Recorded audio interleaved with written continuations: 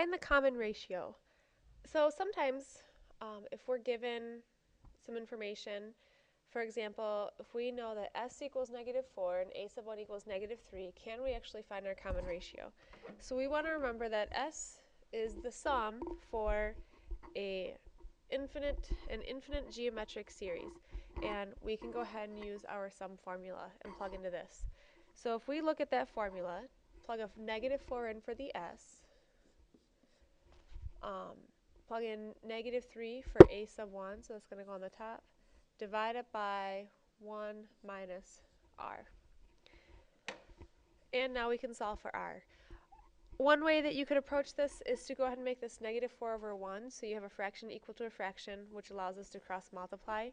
So -3 times 1, or -3, equals -4 times 1 minus r.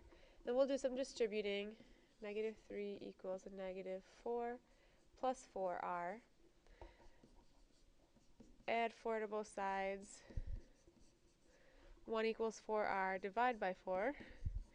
So we have our common ratio is 1/4.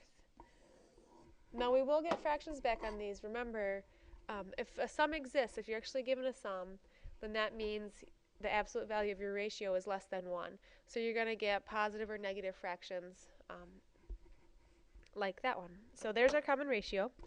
This next example, same exact thing. Just plug in what we know into the formula. So our sum is 10. So we have 10 equals a sub 1, 15, divided by 1 minus r. And again, we can just approach it by cross multiplying. So 15 equals 10 times 1 minus r. Do some distributing. And then solve for r. So we subtract 10 from both sides.